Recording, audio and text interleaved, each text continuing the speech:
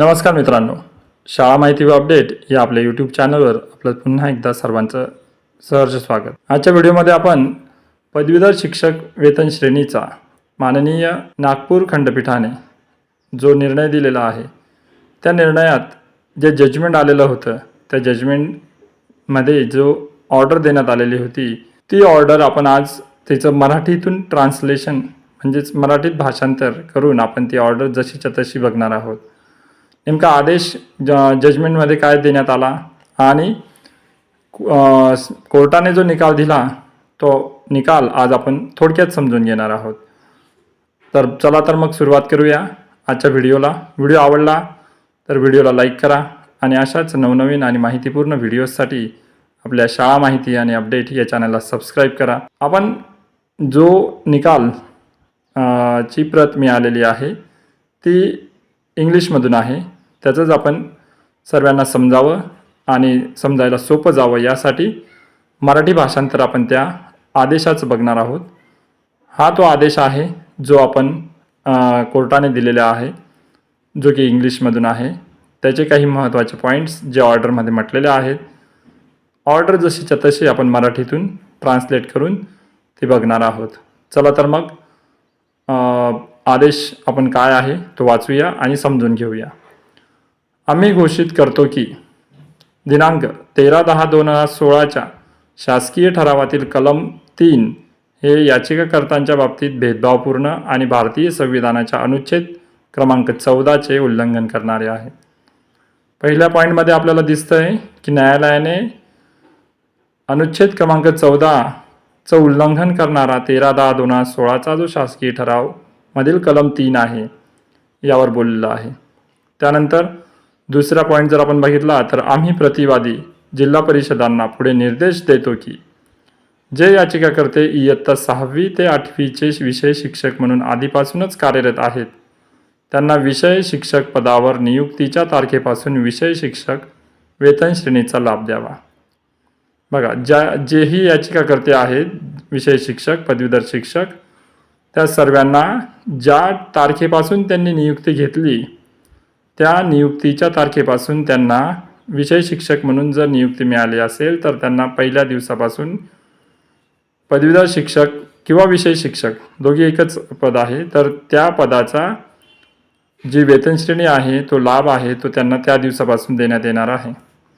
त्यानंतर तिसरा जो पॉईंट आहे, आम्ही प्रतिवादी जिल्हा परिषदांना असेही निर्देश देतो की ज्या याचिकाकर्त्यांनी त्यांच्या सेवेदरम्यान सदर आवश्यक पात्रता प्राप्त केली आहे ते अशी पात्रता प्राप्त केल्याच्या तारखेपासून विषय शिक्षक वेतन श्रेणीसाठी पात्र असतील।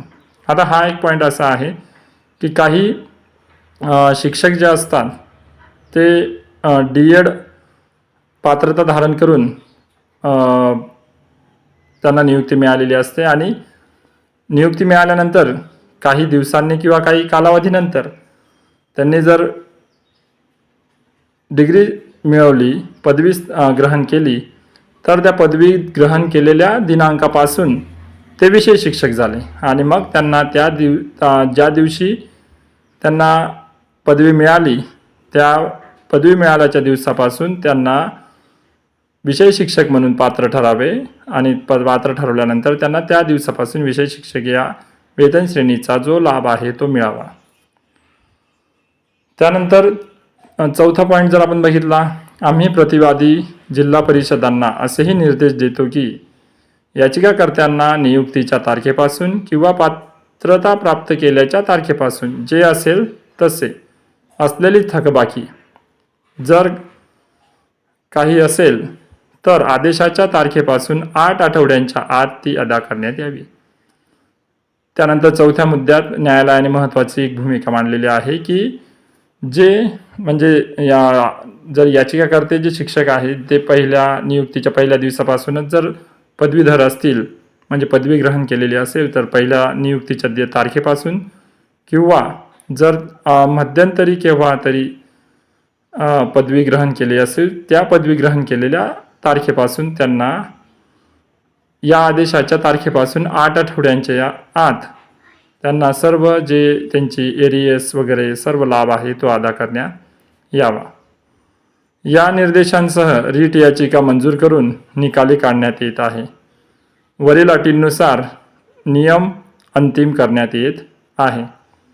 तर हे हा जो निर्णय आहे तो न्यायमूर्ती नंदेश एस देशपांडे आणि न्यायमूर्ती श्रीमती एम.एस. चावळकर यांनी दिलेला आहे.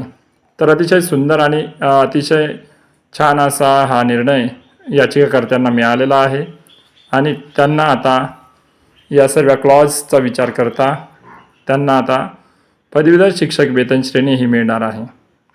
मग ते डी.एड असतील आणि जर त्यांनी पदवी ज्या दिवशी ग्रहण केली असेल त्या ग्रहण केलेल्या तारखेपासून त्यांना त्या दिवसापासूनचा एरियर्स मिळणार आहे. आणि ही खूप एक मोठी आणि समाधानकारक बाब या याचिकाकर्त्यांसाठी झालेली आहे, जेणेकरून जो अन्याय त्यांच्यावर होत होता तो आता दूर झालेला आहे आणि न्यायालयाने खूप छान आणि महत्त्वपूर्ण असा एक निकाल दिलेला आहे. आणि त्यामुळेच आता उर्वरित जे पदवीधर शिक्षक आहेत त्यांनाही अपेक्षा आहे की आपल्यासोबतही अशाच प्रकारचा न्याय व्हावा आणि न्यायालयाचा हा जो निर्णय आहे तो सर्वांसाठी याचा विचार करून न्यायालयाने दिलेल्या निकालाचा विचार करता असाच निर्णय सरकारने सर्वांसाठी जाहीर करावा आणि सर्व पदवीधर शिक्षकांना सरसकट पदवीधर वेतन श्रेणी द्यावी. मग ते जिल्हा परिषदेचे असोत,